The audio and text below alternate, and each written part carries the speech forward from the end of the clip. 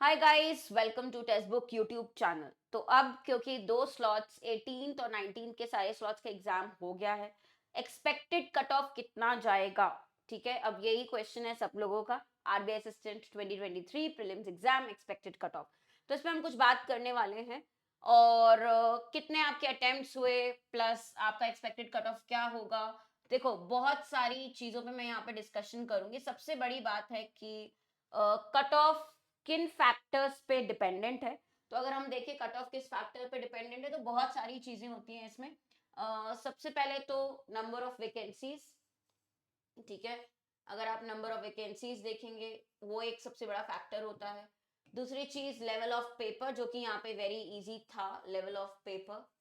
ठीक है, फिर अगर कोई भी पर्टिकुलर एक स्लॉट में अगर थोड़ा सा कुछ आ गया लेंदी या कैलकुलेटिव, तो उसके अकॉर्डिंग नॉर्मलाइजेशन अगर रहता है। ठीक है, और ठीक है, स्टेट वाइज भी जो डिफर करता है, बहुत सारे फैक्टर्स आपके ये रहते हैं अगर हम कट ऑफ की बात करें पर्टिकुलरली। ठीक है, तो एक चीज तो मैं आपको बता दूं कि हम अभी आपको रेंज बता सकते हैं कि हाँ, इस रेंज में आपका रहेगा। स्टेट वाइज डिफरेंट होगा। पास से कंपेयर करें तो पेपर जो एक्सपेक्टेड था कि भाई वेरी इजी लेवल आता है, वैसा ही था, कुछ बहुत ज्यादा चेंज नहीं थे। हर एक अगर आप बात करो चारों स्लॉट्स की, हर एक दिन, राइट, 18th एंड 19 दोनों दिन के एवरी स्लॉट अगर मैं बोलूं तो काफी बेसिक इजी पेपर था। बेसिकली उन लोगों के लिए ज्यादा था आसान जिनका स्पीड बहुत अच्छा था, जो कि हमेशा होता है आरबीआई असिस्टेंट के एग्जाम में। स्पीड गेम होता है, एग्जाम तो सबके लिए इजी होता है, क्योंकि जैसे बोला गया कि 19th वाले, जैसे शिफ्ट है, आज की शिफ्ट का जो सेकंड स्लॉट का थोड़ा सा क्वांट लेंदी आया था, कैलकुलेटिव था। तो अगर आपको एक आध लगता है कि हाँ, शिफ्ट में क्वांट या कोई एक सेक्शन थोड़ा सा लेंदी आ भी जाए, तो भी लोगों के काफी अच्छे अटेम्प्ट्स हुए हैं कुछ लोगों के, क्योंकि उनकी स्पीड बहुत अच्छी थी, मतलब उतनी टाइप प्रैक्टिस थी, उतने समय से प्रैक्टिस करते आ रहे हैं, तो उनको एक एज मिला कि उन्हें बहुत सारे एग्जाम्स दिए भी हैं पहले, और उनकी प्रैक्टिस इतनी ज्यादा हो गई है या स्पीड इतनी ज्यादा हो गई है कि हाँ, कर पाए 90 प्लस अटेम्प्ट फिर भी। तो इजी पेपर था ओवरऑल। अगर आप देखो, कोई बहुत ज्यादा डिफरेंस नहीं था सेक्शन स्लॉट्स में, राइट। तो ये बातें हमें ध्यान रखनी है। और अगर अब हम देखेंगे state wise, okay, state wise category wise अगर हम देखेंगे कट ऑफ, तो ये कुछ इस तरीके से हैं। ये टेबल है। ठीक है, मैं इसका पीडीएफ भी आपको दे दूंगी, मतलब लास्ट ईयर से हमें देखना पड़ता है। अब मैं आपको रेंज बता देती हूँ, उसमें आपको अगर आप देखोगे नॉर्मल जनरल कैटेगरी की रेंज, और बाकी भी काफी हाई रहे हैं।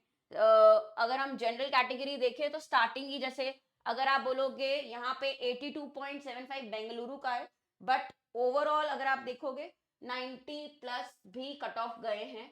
ठीक है, 89 86 इस तरीके की रेंज है। तो ये देखते हुए अगर मुझे एक नंबर बताना है, आपको रेंज बतानी है, तो अगर आप रेंज देखोगे 87 टू 92 के बीच में अगर आप रखोगे, ये आपका रह सकता है 87 टू 92 के बीच में। ठीक है, कुछ प्लेसेस का होता है कि हाँ, थोड़ा कम जाता है कुछ स्टेट्स का, बट ओवरऑल 87 टू 92 के रेंज में एक्सपेक्टेड है कट ऑफ।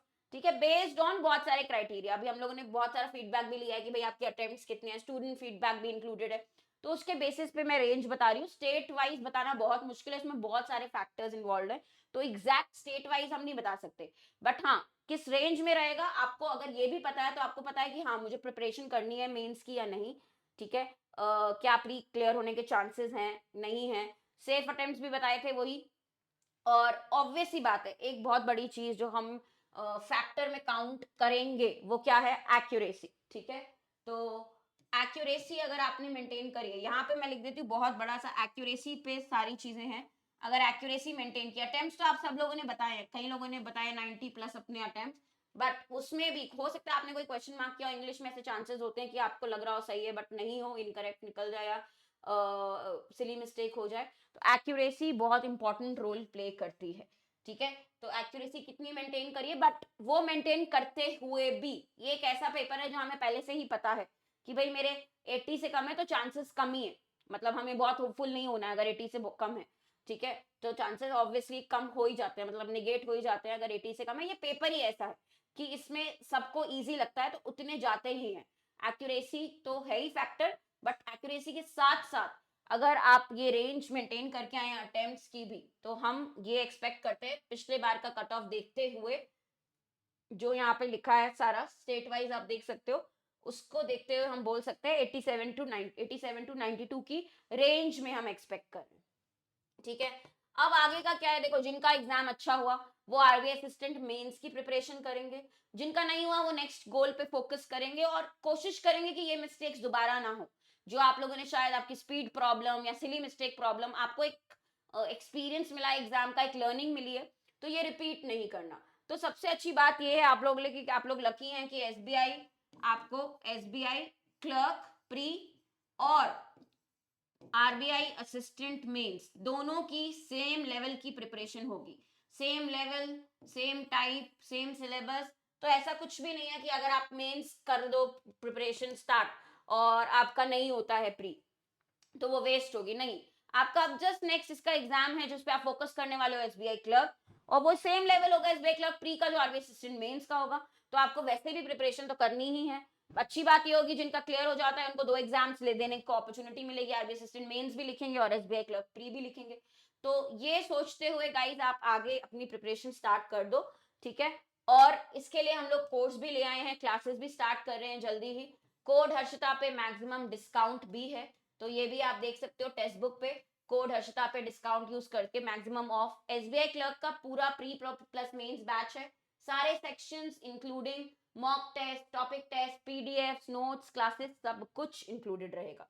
तो जरूर से स्टार्ट कर दे, ज्यादा देरी ना करें। आपको एक लर्निंग तो मिली गई होगी आरबीआई असिस्टेंट के एग्जाम से कि हमने शायद लेट स्टार्ट किया या उतनी प्रैक्टिस नहीं हो पाई, जो भी है उसको हम लोग और इम्प्रूव करेंगे। ये लर्निंग आपको बहुत काम आएगी, एक्सपीरियंस काम आएगा आपके एसबीआई क्लर्क के लिए। बट एसबीआई क्लर्क कैसे देना है, जैसे कि हम फाइनल, हमें सिलेक्शन चाहिए ही, एक ट्राई करने नहीं जा रहे हैं एग्जाम का, ये अपॉर्चुनिटी मिली है तो इसको हमें ग्रैब करना है, फाइनल सिलेक्शन के लिए हम एग्जाम देंगे।